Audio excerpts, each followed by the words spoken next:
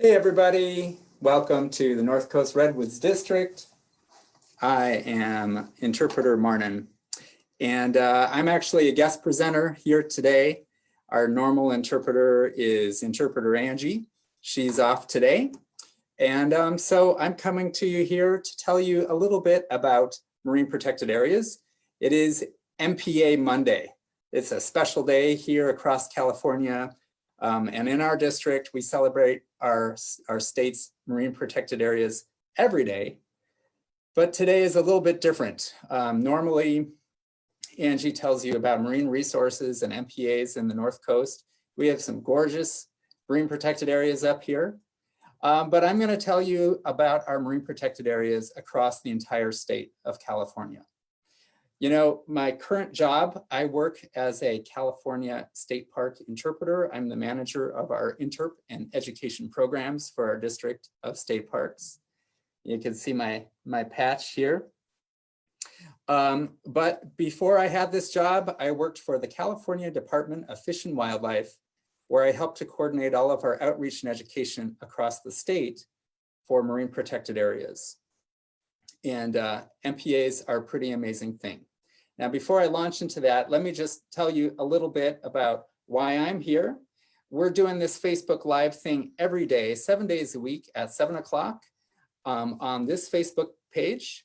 We've got programs on a whole variety of different things, marine resources, a lot about redwoods, Yurok culture, the history of the North Coast, lots of great things. Tune in here every day at 3 to find out about all those resources. I want to also thank all of you for doing your part to help flatten the curve of COVID-19. We're here in our parks to help bring some of these resources to all of you when you're stuck at home and can't get here, and as hopefully a reminder of these great places to come back and visit someday yourself. So we're going to launch in a little bit about marine protected areas. In many ways, the MPA network is like the other California state park system. Our MPAs in California are gorgeous places. We have the largest and most diverse MPA network on the entire planet, and in many ways set the gold standard for marine protected areas. A couple years ago, we created this great film, a short film about marine protected areas, and I've got it queued up here to show you. I'm going to show this to you, and then I'll be back on camera to answer your questions live. So think about what questions you might have, type them into your messages, send them to me, and I will be back to answer them in a minute. Thanks so much.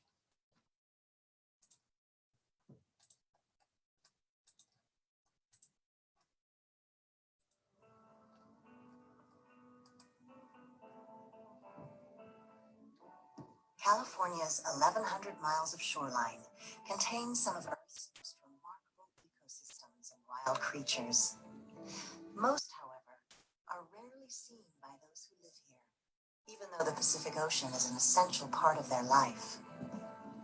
From the air we breathe to the food we eat, the ocean is a source of energy, transportation, climate, recreation, and the latest scientific discoveries of the deep. Its waters connect California to the world. And while some of these shores are pristine and wild, others are seriously threatened by increasing human impacts. These are real problems requiring real solutions. What is one tool being used to create a more resilient ocean in the face of many threats?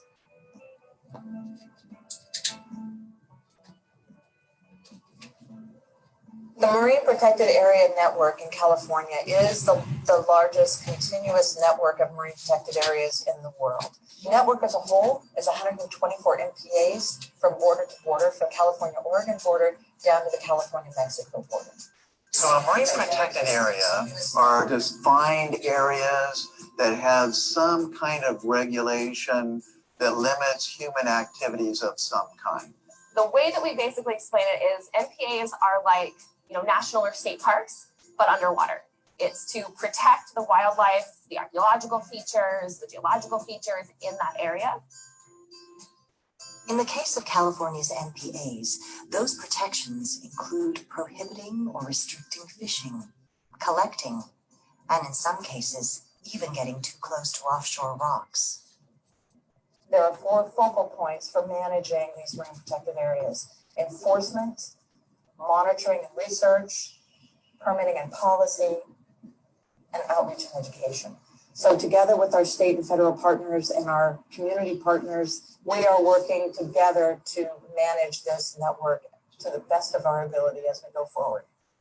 The reason that we have 124 of these marine protected areas instead of, let's say, 2 or 3, is that it's the vision of all the stakeholders and all the people who care about the ocean to improve the resources from the Oregon border down to Mexico. And this is huge because typically for fisheries management, we target single species. MPAs are unique in that you can actually protect the whole ecosystem, all the species that inhabit that ecosystem, and how they interact with one another. And because of that, the larvae produced in each of those smaller protected areas are going to replenish populations along the coast from one protected area to the next. Now you're bathing the populations up and down the coast with larvae that are being produced in those protected areas. And the whole idea of these marine protected areas is when you get that productivity, these fish don't sit there along that line. They go out outside the line. Guess what? Fishermen have the opportunity to catch those fish. And that's absolutely in the plans for this whole process. The MPA is like a savings account. If I want to be sure that I have something in the future, I need to put a little bit aside today. And that's a really small price to pay to be assured that my grandkids are going to be able to fish like I've fished. The design of the MPAs, they really were taking into consideration not only the science of habitat preservation and the environmental concerns, but also how do we make these things work for the other stakeholders that are also involved. So I think the marine protected areas can increase our opportunity rather than decrease it. There again are different flavors of protection. We have those no-take marine reserves that exclude any kind of take of any species. But then there's conservation areas that will in fact allow some take of some species. There are also state marine parks, state marine recreational management areas, and special closures. One of the major partners that the state of California is working with is the MPA Collaborative Network. And that is a group of 14 different individual community groups coming together to help with the localized MPAs within their geographical region that they're interested in. The MPA Collaborative Network is the grassroots effort to empower coastal communities to take on the stewardship of their local marine protected areas. We bring together the enforcement aspect, allied agencies, officers, people trying to gain compliance, bringing them together with the research side of things and the monitoring. So scientists, citizen scientists, people doing research out in the field, together with all the groups doing education and outreach. That's what makes this network so unique, is that it really truly was a public-private partnership with the state of California and the citizenry to put this in place. As the state park interpreter here at Point Lobos State Natural Reserve, I'm tasked primarily with the long-distance learning program. We call it the PARKS program, Parks Online Resource for Teachers and Students. And I get beamed into classrooms throughout California and beyond to teach students about the forest as well as our marine protected areas, our MPAs. How do you think that this can help budgets? That's right. I think marine protected areas are essential for the community to really get engaged with these parents and learn about them. We take studies from underserved communities that have never been to the ocean. Sometimes it's a problem, but even if they're less they've never been to the ocean, and they come in and they see us swimming for the first time out there. And they get that love and appreciation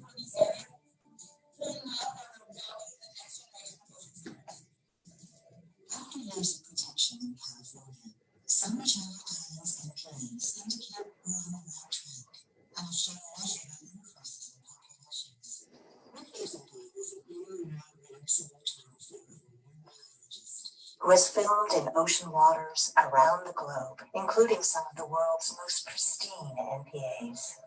My professional background is a wildlife camera and filmmaker, as well as a biologist, has taken me a lot of places in the world. I get the opportunity to film, to dive, to interact with people, to be with fishermen, to be with kayakers. So in the last 50 years, I've seen a lot. So when I came back to the channel, places I go with the world was a young biologist. You know, here the kid is actually looking better with the ball. We're seeing monsters come back. Big fish. We're seeing the big sea bass. We haven't seen it in decades. And to be right off the beach here, be out in the Channel Islands, and to see all this water, we can't do that. Some of the places in the world. But this western diversity, with that, innocent flowers around the corners. And the Swiftwater Duck Forest is still magic. For the Redwood, California, to come back, I feel proud of the California coast.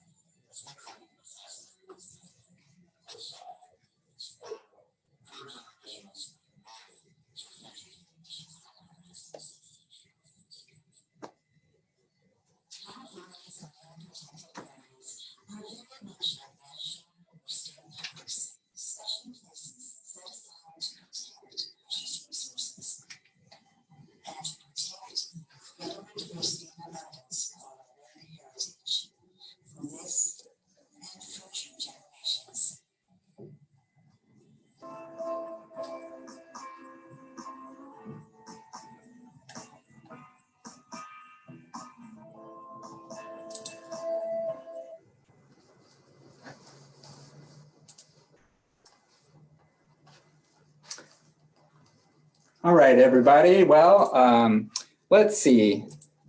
Here I am back again. Oh, give me a second. Let me get the music off. Hope you guys like that. So I wanted to answer a couple of questions I saw come up on our Facebook page. One of those questions was about sharks. So the question is, do MPAs help protect sharks? What's up with sharks? Tell us about native sharks. So there are many species of sharks, of course, along the coast of California. By and large, those sharks have a very large migratory route. In the case of white sharks in particular, they travel long distances all the way across the ocean. There have been white sharks that have been tracked all the way over to Siberia and Japan and back again. Our marine protected areas here in California only protect the area from the shoreline out 3 nautical miles. So that's a relatively short or small area. It's about basically California state waters only extend out 3 miles. So the likelihood that our MPAs will help those types of animals, those species that have really big migratory routes like sharks or whales, probably not going to happen. More likely, it's going to impact and benefit those species like rockfish, crustaceans, all of the animals, plants that live closer to shore and are sticking around close to home. Let's see, I think Ranger Ryan here has got a couple other questions queued up.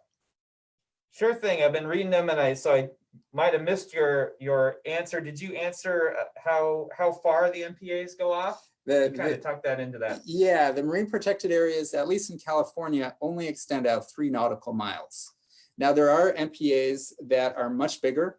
In fact, there are some marine protected areas around Alaska, Hawaii, down around Antarctica that are massive.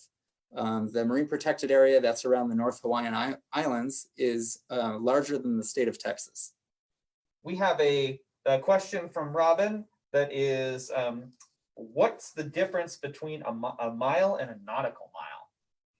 A nautical mile is basically, it's as the crow flies. It's straight out from shore. Yeah. All right.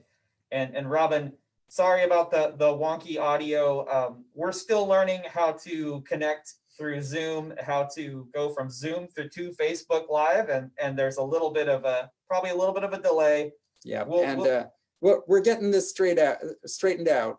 We want to be able to not only have it be live, but be able to bring you places you wouldn't be able to see otherwise, like well, down at the bottom of the ocean.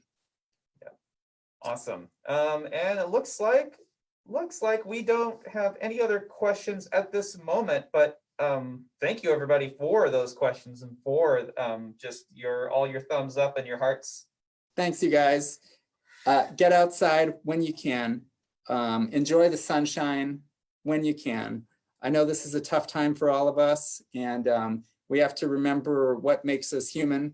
A big part of that is our connection to nature. So thanks again for tuning in. We'll be here in your live feed every day at 3 o'clock, at least until shelter-in-place orders are done and you can come see us yourselves. Thanks again.